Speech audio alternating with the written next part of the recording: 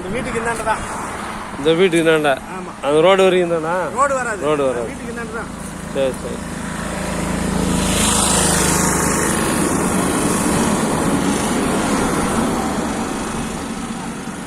இது வரைக்கும் அங்கேருந்து ஒரு 2 ஃபர்லாங் இருக்குங்க. நடுப்புறம் மட்டும் ஒரு கம்பெனி இருக்குது. கம்பெனி சுற்றி 2 சைடு இடம் எல்லாம் சேர்த்து 72 ஏக்கராங்க. இந்த பாருங்க ஜிஎஸ்டி ரோடு, மெயின் ரோடு பக்கத்தில் தான் ஃப்ரண்டேஜ் நிறைய இருக்குது. அம்மா டீ டைம்னு இருக்குது பாருங்க, அதுக்கு அப்படியே ஆப்போசிட்டில்.